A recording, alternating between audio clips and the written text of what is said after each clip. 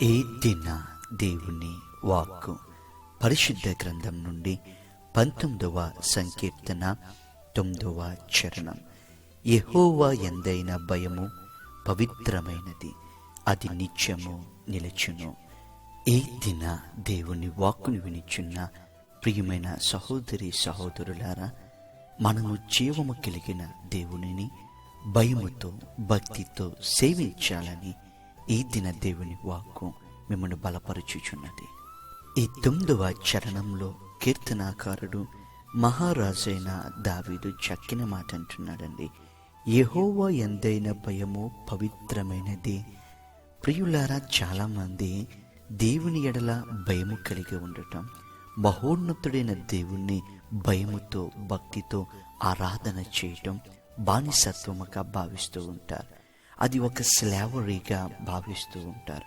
అది బైబిల్ ఎంత మాత్రము జీవము కలిగిన దేవుణ్ణి భయముతో సేవించడాన్ని బానిస బ్రతుకు అనట్లేదండి.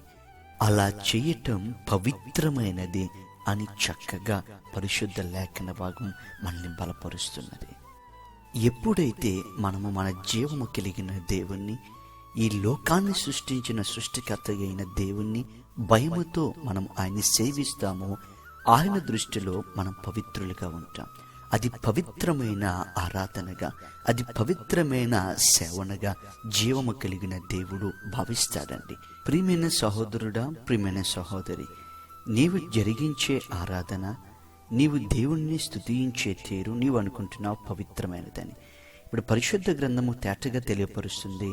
పవిత్రమైనది ఏమిటంటే జీవము కలిగిన దేవుని యందైన భయము, ఆయన భయముతో సేవించడం, ఆయన యందు భయము కలిగి జీవించటాన్ని పవిత్రతగా తేటపరుస్తూ ఉన్నది.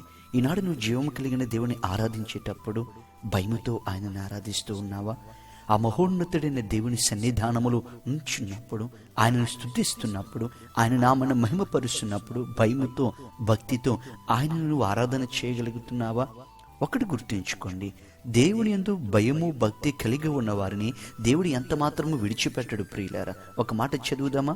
పరిశుద్ధ గ్రంథం నుండి 115వ సంకీర్తన 13వ చరణం. పిన్నలనేమి పెద్దలనేమి తన యందు భయ భక్తులు గల వారిని యెహోవా ఆశీర్వదించును. జాగ్రత్తగా వినండి ప్రియ సహోదరులారా, భక్తి ఉంటే సరిపోదండి. నేను దేవుణ్ణి భక్తిగా ఆరాధిస్తూ ఉన్నాను, భక్తిగా స్తుతిస్తూ ఉన్నాను, నేను భక్తుడను అంటే సరిపోదు ప్రియులారా. భయం అనేది ఉండాలి. దేవుని యందైన భయము పవిత్రమైనది కాబట్టి ఆ పవిత్రమైన భయము మన హృదయములో ఉండాలి. ఆ పవిత్రమైన భయముతో దేవుని స్తుతించే వాళ్ళుగా ఉండాలి. ఇప్పుడు జీవము కలిగిన పరిశుద్ధాత్మ దేవుడు మాట్లాడుతున్నాడు. జీవము కలిగిన దేవుడు ఎవరిని ఆశీర్వదిస్తాడంటే పిన్నలనేమి పెద్దలనేమి తన యందు భయము భక్తి గల వారిని ఆశీర్వదించును.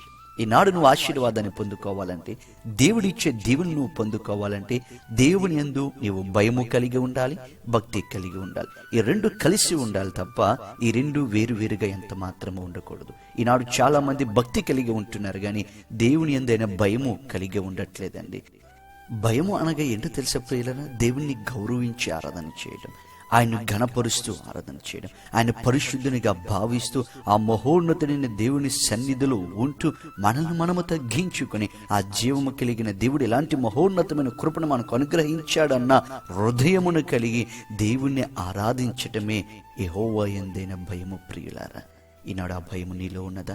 ఆ భయము కలిగి నువ్వు దేవుణ్ణి ఆరాధించువాడవైతే నిన్ను నీ కుటుంబాన్ని దేవుడు ఆశీర్వదిస్తాడు. నువ్వు పెద్దవాడివైనా చిన్నవాడివైనా యవ్వనుడివైనా ఏ వయస్సు కలిగిన వాడవైనా దేవుడు నిన్ను తప్పక ఆశీర్వదిస్తాడు.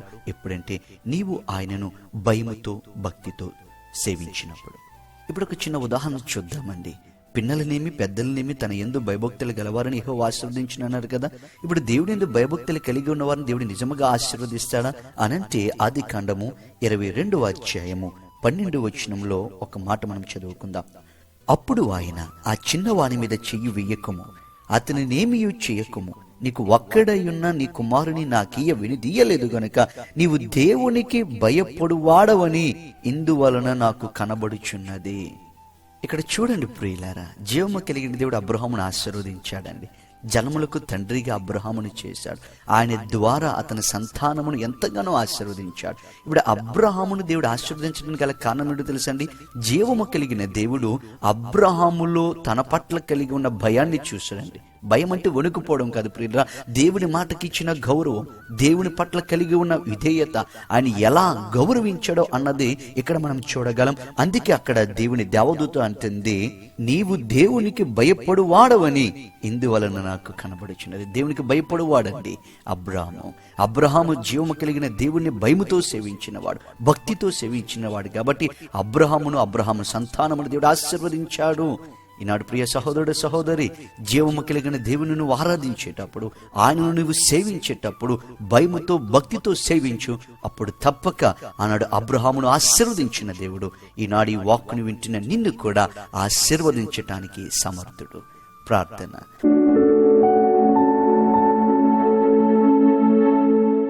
పరిశుద్ధమైన ప్రియ పరలోకమందున మా తండ్రి, నీ అతి పరిశుద్ధమైన నామమునకు వేలాది స్తుతులు స్తోత్రములు ప్రభువా.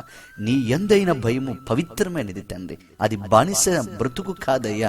నీ యందు మేము భయము కలిగి ప్రవర్తిస్తే అది పవిత్రమైనదని లేఖన భాగం మాట్లాడుచున్నది. ఆ పవిత్రతను ప్రభువా మేము కొన్ని సందర్భాల్లో విడిచిపెడుతూ ఉన్నాం. భయముతో నేను సేవించలేకపోతున్నాం, భక్తితో నేను మేము ఆరాధించలేకపోతున్నాం. ఇదేమన్నా నీ వాక్యముతో మమ్మల్ని బలపరిచినందుకు నీకు స్తోత్రములు. ఆనాడు అబ్రాహామును నువ్వు చూచినప్పుడు అతను నీకు ఎలాగైతే భయపడు వాడవని నువ్వు చూడగలిగావో, మమ్మల్ని నువ్వు చూచేటప్పుడు కూడా ప్రభువా మేము కూడా నిన్ను భయముతో సేవించేవారమని, నీ యందు భయము కలిగి ఉన్నవారమని మమ్మల్ని మేము నీకు కనుపరుచుకున్నటకు సహాయం చేయమని ఈ వాక్యం వించిన మా ప్రియులందరినీ ఆశీర్వదించమని యేసునామమున అడుగుచున్నాము తండ్రి, ఆమేన్. మీ ప్రార్థన అవసరతలకు ప్రతిదినము ఇటువంటి వాక్య సందేశములను పొందుకున్నటకు ఈ క్రింద ఉన్న నంబర్ను సంప్రదించగలరు. ఇట్లు ప్రభు సేవలో మీ సహోదరుడు మనోజ్. God bless you.